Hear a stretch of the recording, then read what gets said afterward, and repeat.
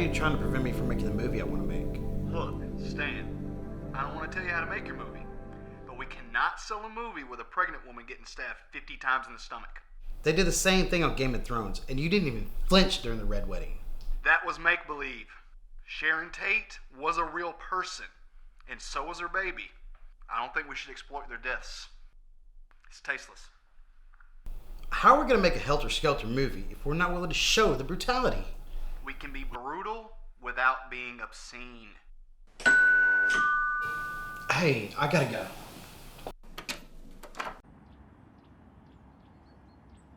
You look nothing like your picture. I don't. You're even more beautiful in person. Come in. Oh, thank you. Oh, you have a lovely home. Hey, thanks. Can I get you a drink? Oh, yeah, sure. I'd love one. So, what do you do for work? I don't really work. Really? When you do what you love, you don't have to work, and I love making movies. So, you're a writer or a producer? I am the director. That's so interesting. Have you made anything I might have seen? Have you seen the Slaughterhouse movies?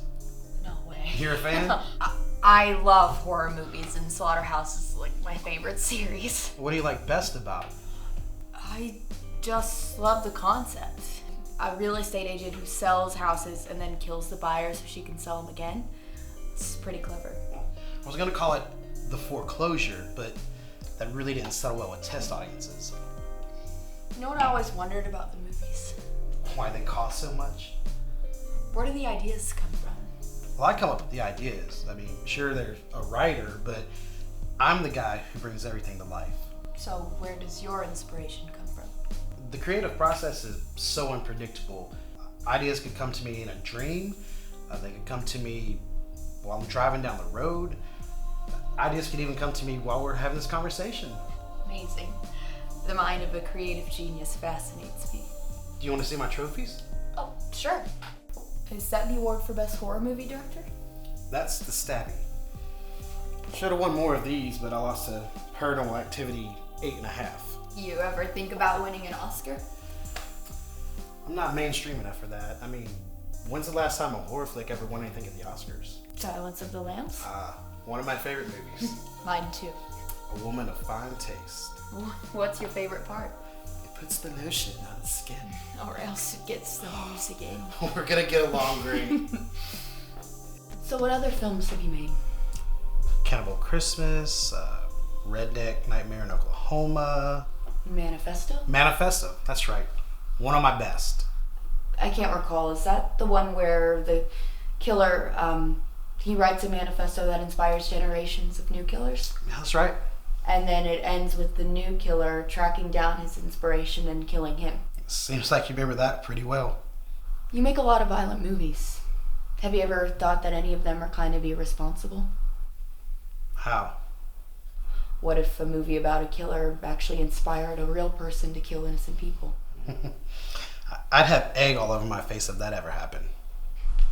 Guess you don't watch the news much. The news? That's more violent than anything I've ever directed. Have you ever heard the name Travis Wright? Doesn't sound familiar.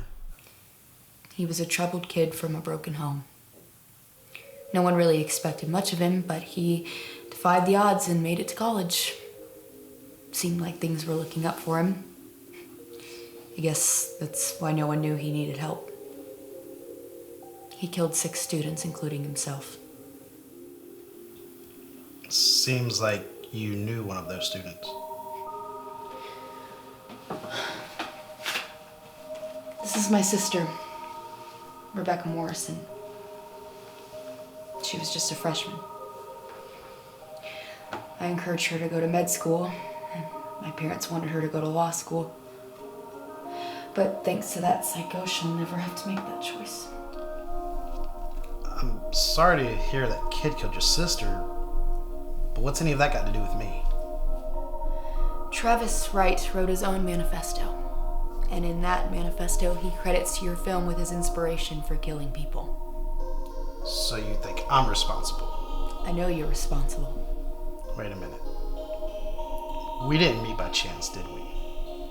You found me so that you can play a sick fucking game. Do you even like any of my movies, or was that just part of your ruse? To be completely honest, they're just okay. So what's your end game? You put it on the internet and let it go viral? I just want you to take responsibility for her death.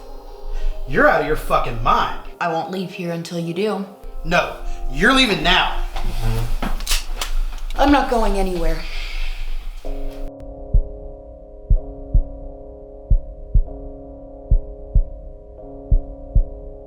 So you're gonna force me at gunpoint to say that it was my fault that your sister died? That's the first part. I'm gonna make sure you never make another movie again. Then I move on to the writer and the producer and maybe even the lead actor. Anyone who had any part in making that awful movie. Make it quick. I want to ask you something before I kill you. Why do it? You have the resources to make any kind of movie you want. Why do you keep making them about serial killers? When I was in film school, I had a totally different outlook on film. Me and my girlfriend Sarah, we were so in love, we just wanted to make love stories. We must have watched The Notebook 100 times. I got down on one knee the day we graduated and proposed. But then a few months later, the maniac killed her. Did they ever catch him? They did, but there wasn't enough evidence to convict him. So I write movies where the serial killer always gets caught in the end. I mean, it's kind of cathartic. Tragic story. I'm glad you think so, because I just made it up.